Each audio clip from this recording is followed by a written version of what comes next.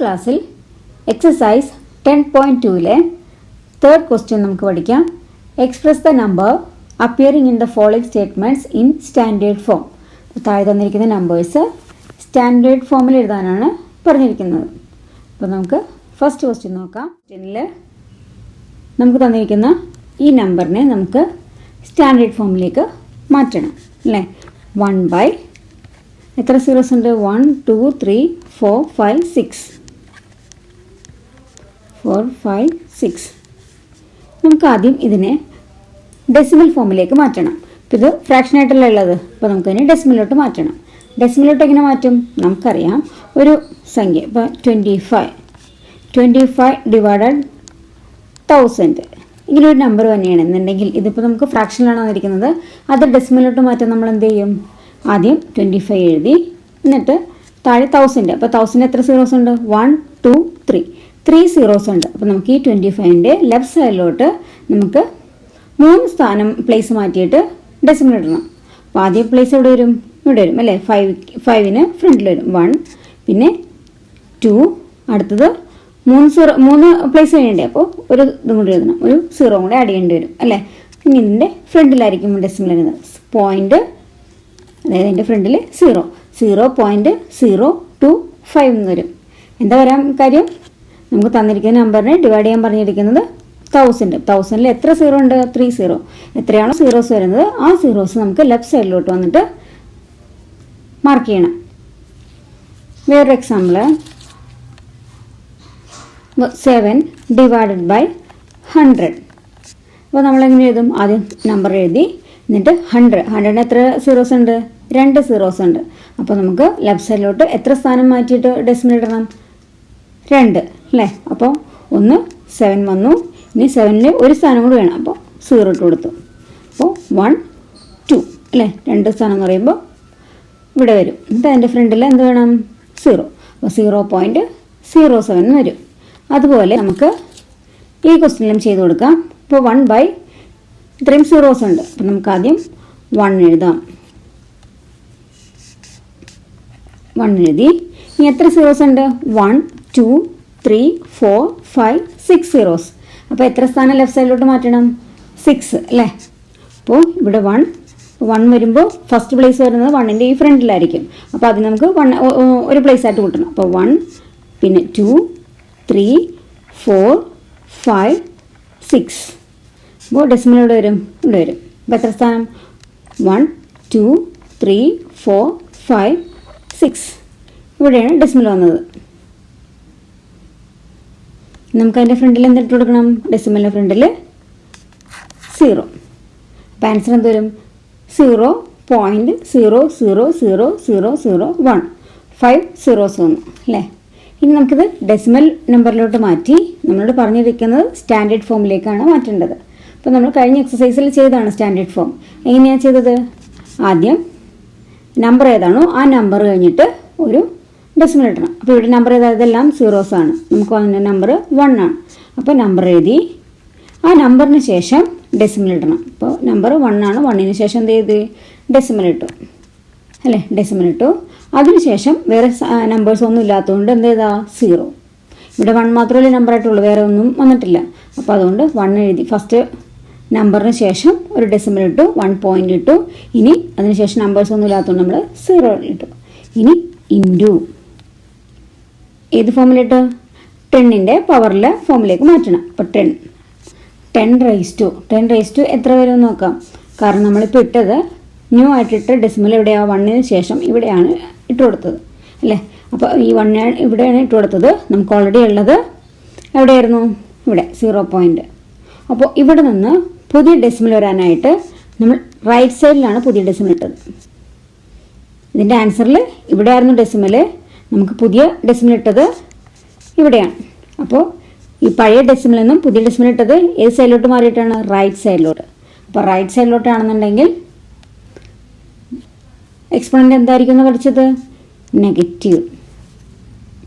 പുതിയ decimal ഇട്ടുന്നത് right സൈഡിലോട്ടാണെന്നുണ്ടെങ്കിൽ, right സൈഡിലാണെങ്കിൽ അത് negative exponent ആയിരിക്കും. അപ്പോൾ നെഗറ്റീവ് ഇട്ടു. ഇനി എത്ര സ്ഥാനം കഴിഞ്ഞിട്ടാണ് ഇട്ടതെന്ന് നോക്കിയേ. ഇവിടെ ഇത് കഴിഞ്ഞാൽ 1 2 3 4 5 6 6 പ്ലേസ് കഴിഞ്ഞിട്ടാണ് നമ്മൾ ന്യൂ ഡെസിമൽ ഇട്ടത്. അപ്പോൾ ആൻസർ 6 വരും. 10⁻⁻6. എങ്ങനെയെന്ന് മനസ്സിലായല്ലോ? ആദ്യം നമ്മുടെ സംഖ്യ എത്ര സീറോസ് ഉണ്ടായിരുന്നു? 5, 1 അല്ലേ? അപ്പോൾ നമ്മൾ സ്റ്റാൻഡേർഡ് ആദ്യം ഈ ഫ്രാക്ഷൻ എന്നുള്ളതിനെ നമുക്ക് ഡെസിമൽ നമ്പറിലേക്ക് മാറ്റി. ഡെസിമൽ നമ്പറിലേക്ക് മാറ്റിയതിന് ശേഷം ഡെസിമൽ സ്റ്റാൻഡേർഡ് ആക്കാനായിട്ട് നമ്പർ ഏതാണോ ആ നമ്പറിന് ശേഷം ഡെസിമൽ ഇടാനാണ് നമ്മൾ വെച്ചത്. അപ്പോൾ ഇവിടെയാണ് നമ്പർ 1, 1ന് ശേഷം ഡെസിമൽ ഇട്ടു. ഇനി പുതിയ ഡെസിമൽ വന്നത് പഴയ ഡെസിമലിൻ്റെ ഏത് സൈഡിലോട്ടാണ് നമ്മൾ ഇട്ടത്? Right side. പഴയ ഡെസിമൽ ഇതായിരുന്നു. അപ്പോൾ ഇവിടെ നമ്മൾ ഇട്ടത് പുതിയ ഡെസിമൽ റൈറ്റ് സൈഡിലോട്ട് മാറിയിട്ടാണ് ഇട്ടത്. അപ്പോൾ അതുകൊണ്ട് എക്സ്പോണൻറ്റ് നെഗറ്റീവ് വന്നു. ഇനി ഇവിടെ നിന്ന് എത്ര സ്ഥാനം കഴിഞ്ഞിട്ടാണ് പുതിയ ഡെസിമൽ ഇട്ടത്? 6 അല്ലേ? 6 പ്ലേസ് കഴിഞ്ഞിട്ടാണ് ഇട്ടത്. അതുകൊണ്ട് നമുക്ക് എക്സ്പോണൻറ്റ് എന്തായി? 6. ഇനി 1.0 എന്ന് പറഞ്ഞാൽ എന്താ? 1 തന്നെ അല്ലേ? 1.0 ഡെസിമൽ കഴിഞ്ഞിട്ട് 0 മാത്രമേ ഉള്ളെന്നുണ്ടെങ്കിൽ നമുക്ക് ആ സംഖ്യ മാത്രം എടുത്ത് എഴുതിയാൽ മതി. 1 × 10⁻⁻6. അപ്പോൾ ഇതായിരിക്കും answer. 1 × 10⁻⁻6. Second question, charge of an electron is 0.00. ഒരുപാട് സീറോസ് എഴുതിയിട്ടുണ്ട്. അതിനുശേഷം 16. അപ്പോൾ നമുക്ക് ആ ക്വസ്റ്റ്യൻ നമ്പർ താഴേക്ക് എഴുതിയിട്ടുണ്ട്. ഇനി നമുക്ക് എന്ത് ചെയ്യണം? സ്റ്റാൻഡേർഡ് ഫോമിലാക്കാൻ നമ്മൾ പഠിച്ചിട്ടുണ്ട്. ഫസ്റ്റ് നമ്പർ സ്റ്റാൻഡേർഡ് ഫോമിലാക്കാൻ ഇപ്പോൾ നമുക്ക് തന്നിരിക്കുന്ന നമ്പർ ഡെസിമൽ ഫോമിലാണ്. അപ്പോൾ ആ ഡെസിമൽ ഫോമിൽ നിന്ന് സ്റ്റാൻഡേർഡ് ഫോമിലാക്കാൻ അതിൽ ഫസ്റ്റ് നമ്പർ കഴിഞ്ഞിട്ട് ഡെസിമൽ ഇടണം. അപ്പോൾ ഇവിടെ ഫസ്റ്റ് നമ്പർ ഏതാ? 1 ആണ് അല്ലേ? അപ്പോൾ 1 എഴുതി, അതിനുശേഷം ഡെസിമൽ ഇട്ടു. ഇനി അതിനുശേഷം വരുന്ന നമ്പേഴ്സ് എടുത്ത് എഴുതണം. ഇപ്പോൾ ഇവിടെ വന്നിരിക്കുന്ന നമ്പർ 6 എടുത്ത് എഴുതി. എന്ത് ചെയ്യണം? ആദ്യം ആ ഡെസിമലിൽ ഇതിൽ തന്നിരിക്കുന്ന നമ്പേഴ്സിൽ ഫസ്റ്റ് നമ്പർ ഏതാണോ ആ നമ്പറിന് ശേഷം ഒരു ഡെസിമൽ ഇടുക. ഡെസിമലിന് ശേഷം ബാക്കിയുള്ള നമ്പേഴ്സ് എടുത്ത് എഴുതുക. അപ്പോൾ ഇവിടെ 1 എഴുതി. ഫസ്റ്റ് നമ്പർ 1 ആണ്. ആ 1ന് ശേഷം നമ്മൾ ഡെസിമൽ ഇട്ടു. അതിനുശേഷം വരുന്നത് 6 ആണ്. അപ്പോൾ 6 എഴുതി. ഇനി ഇൻറ്റു 10⁻². അപ്പോൾ ഇനി 10ൻ്റെ പവറിലേക്കാക്കി മാറ്റണം. അപ്പോൾ 10⁻². എത്ര വരും പവർ? നമ്മളിപ്പോൾ പുതിയ ഡെസിമൽ ഇട്ടത് ഈ 1ന് ശേഷമാണ് അല്ലേ? ഇവിടെയാണ് നമ്മൾ ഡെസിമൽ ഇട്ടത്. അപ്പോൾ ഇവിടെ ഓൾറെഡി ഉണ്ടായിരുന്നത് ഇതായിരുന്നു അല്ലേ? 0. അപ്പോൾ നമുക്ക് ഇവിടെ നിന്നും പുതിയ ഡെസിമൽ വന്നത് റൈറ്റ് സൈഡിലോട് മാറ്റിയാണ് നമ്മൾ ഡെസിമൽ ഇട്ടത്. പുതിയ ഡെസിമൽ എങ്ങനെ വന്നത്?